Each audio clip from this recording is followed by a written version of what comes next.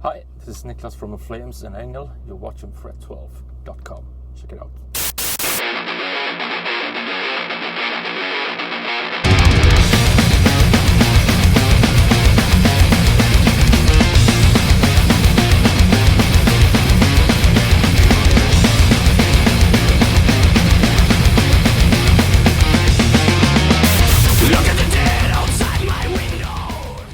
I think that it's not about the amp.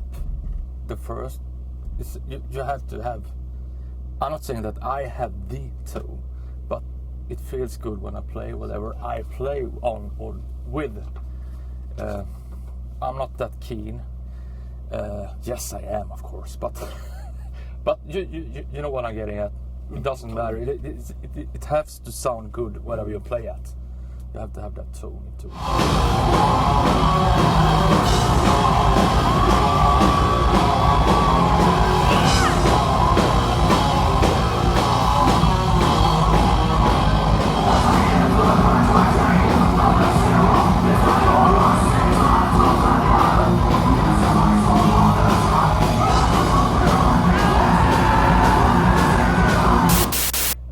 But I do play on EVH Fender.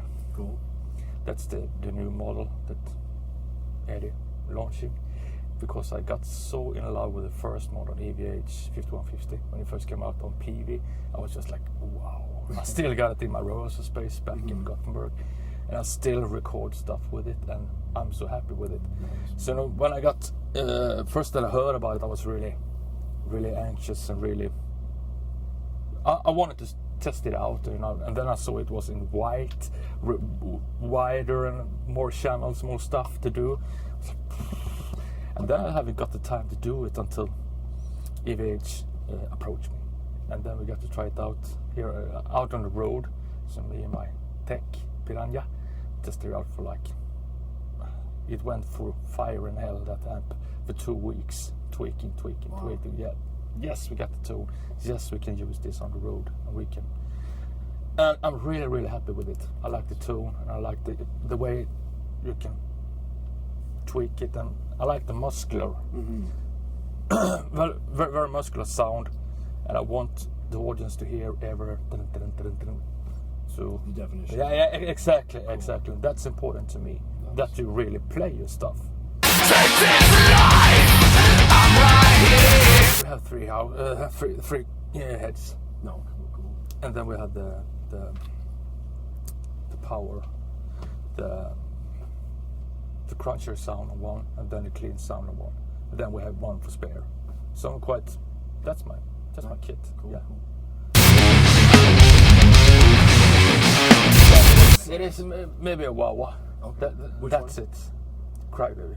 Jim Dunlop? Yeah. Cool. Yeah. Just a straight up crybaby? Yeah. Cool. Yeah. That's not fuss. You play your stuff. You do. Nonsense. Yeah. I like that. It's a good approach. Yeah. So just a while. Yeah. Nice, cool. So enough. The EVH has enough built-in horsepower. Huh? Yeah, I mean, we do have a pedal board with. I mean, I use a little bit of choruses. That's about it. Like for cleans or something? Yeah, for cleans and for maybe some melodies and stuff. Two different tunings. Cool. That's about it. It's a drop C and then Yeah, A sharp? okay. A sharp. Cool. And that's about it. Nice. We just go with that. Use same strings for both? Yeah. Cool. It's string gauge 12 to 60. Okay. No, 68. A little bit heavier, Yeah.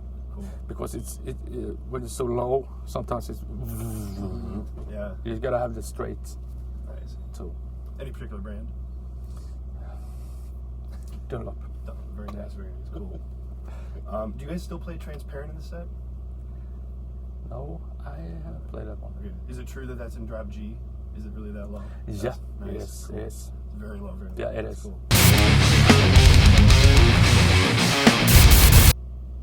I'm easy on that as well. I'm a very light guy. Cool. I like it. When I like something and I enjoy playing at it and can make the most of it, I just go with it. I play on a Gibson RD, which is an old model that they brought to life for like 2 years ago, and nowadays they stopped the production of that guitar. It's used mainly in the 70s soul funk guitar. Nice. But I really like the shape of it, the way it look vintaged. And I really and it seems to be a little bit odd when it comes to this kind of genre of music when you get up and playing with. Totally. Yeah. It's like, what? But it still looks cool. It does. And I like the tone of it. It's a little bit heavy. And that makes it a little bit more muscular. Mm-hmm. As I said earlier, with the tone, you have to play. You Do can't some good fake about body. it. Yeah.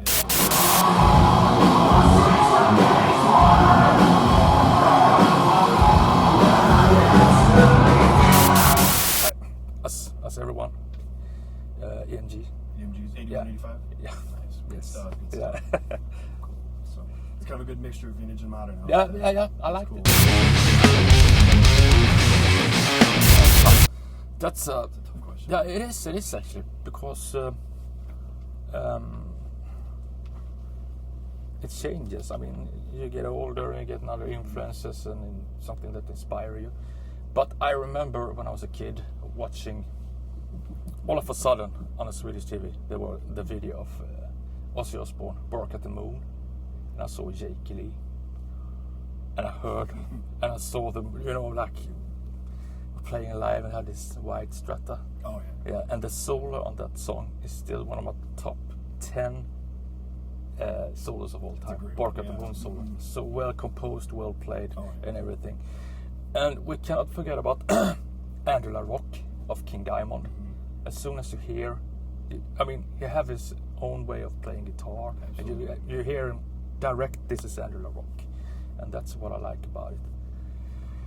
Then of course you can't deny the fact, Yngwie Malmsteen. You can't hide from that. That's a classic. Yeah, one. it is. It is. Actually. Nice. Those are all excellent picks. Yeah, it is. It is. But that's just one style of playing guitar, solos, and and that's really cool. But I like when a guitar player can actually play rhythm very well. That's so important, to hit hard and hit so precise, so Keep directly. clean. Yeah, exactly. That's so important that people tend to forget about that. I mean, listen to Scott Ian, Anthrax, James Hetfield, for God's sake, Master of Absolutely. Puppets. Down picking. Yeah. And then another one who also tends to get lost along the way when it comes to guitar player, but he's such an evil riffs. You can feel the vibe still to this day. I'm looking forward for the next Sabbath album, To Naomi. Yeah, definitely. It doesn't matter. I mean, during the 80s, they were touching A&R almost with Headless Cross and Tyr albums and stuff, but it was still heavy, still darkness. Totally. Yeah. Yeah, that's actually, I wanted to touch on that too, because I know Bjorn used to play drums, and did you have a drumming background too? Yeah. So, because a lot of your rhythm playing is in addition to all your leads and stuff, you've got really, really just awesome mastery of just clean rhythm parts. So do you have advice, or obviously a lot of these guitarists you mentioned have great rhythm playing. Yeah. Do you take a lot of influence in your own playing with that, just to keep the riffs interesting rhythmically with the double bass and syncopating it all and all that? Wow. I think it may help you along the way if you know how to play a little bit of drums, think like a drummer. Oh, not think, but in some way that helps you build up a cool riffage, cool thing around it. Yeah, because you can think, I want to have these kind of drums on it. Yeah, because I think rhythm playing is often overlooked. Yeah, Just it having is. a good solid rhythm section. Because that's important, and it's rare to hear one really. Totally. Yeah, it is. Cool. If I wasn't doing that, I will be home with my family and wife, painting, construction painting, playing football, soccer, Very nice. yeah, hanging out with friends. Nice. Here's this tour's mascot. Okay. It's the raccoon. On the latest tour with Lamb of God last year, we had this bear, Glenn Antonio, who was tagging along, and we had some adventures build up around him. And this is the same we go with Don Johnson, the raccoon. So will be some crazy stuff along the way on this. Antonio was the bear? Excuse me? What was the bear's name again? Glenn Antonio. Glenn Antonio. Yeah. Okay, good to know. Any crazy stories with Don Johnson so far? Yesterday he had a breakout from the bus and into there was this trash cans all over garbage. He just went into it, was raving and just nagging away, looking for food. We had to stop him. He was just raving mad. Out of control. Yeah. Oh, that's a good question. I try to eat healthy as I can. Sometimes it's hard on tour. I mean, after a gig, you gotta have your meal. But here's fries. I want a salad. Something else. Not drink that much of sodas. Stick to water. Yes, I do work out. I like to feel fresh and have more energy into it. And then, I mean, metal as a genre or overall for me is very full of energy, Totally. positive energy. And that's the way it should be. I mean, you're here like tonight. We're doing this club gig. People hopefully will be packed, and you can feel their energy towards us. And then we gotta throw them back, and then it blends into the middle, and it makes it a really good show. Totally. So it's not just up to the band; it's up to the audience as well to make this.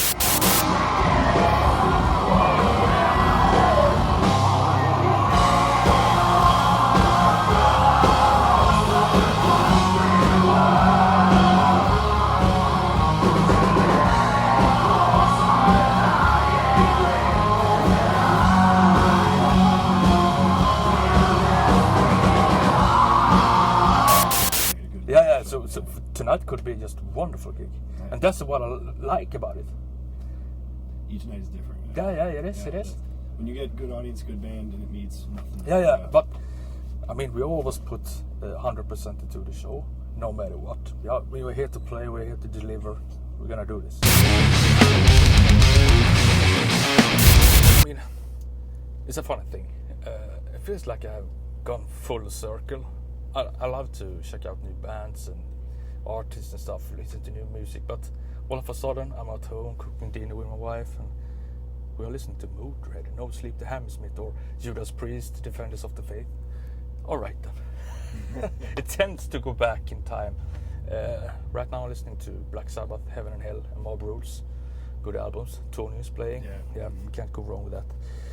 And when it comes to In Flames, I'm really I think it's inspiring times. I mean, the latest album is so diverse. Yeah. It's still heavy. You got the cool songs, you got the fast songs, and you got the moodier songs. Yeah. Mm-hmm. And the album ends in a really cool way. Yeah. Because it's like, what's happening now?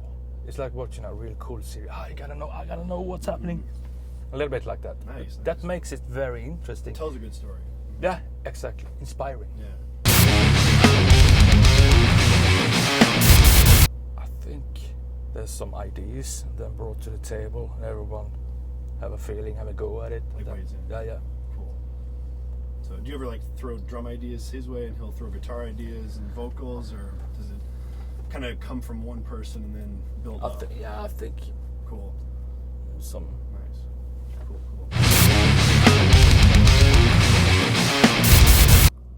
Switch. Here's my. Yeah. That's the.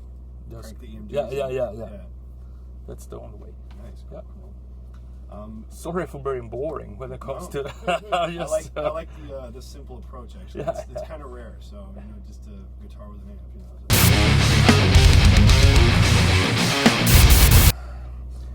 The thing is to be. I haven't been. I'm kind of the new guy into the band, so I haven't been into the studio environment yet with the band. But I know that we are trying out different amps for different parts of songs, which is really cool. Nice. Yeah, when you have that opportunity to cool. to do so, you should go with it. Very cool. I like that. In 88, 89, when we started out on being a death metal outfit and trying to we released demos. It was healthy. Everyone was really into it. It was like not a mob, but a member of people who always showed up to his show. Cult Yeah. following. Group of people who was really into it, and good album, good demo, demo tapes. You were tape trading and stuff like that. Nice. So it was always healthy,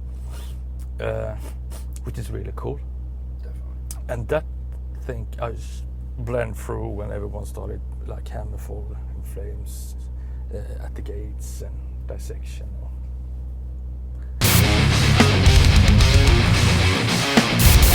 I know them for ages. Here's Peter. Me and Björn, me and Jesper went to high school together, and we had a band called Poltergeist, which was really cool.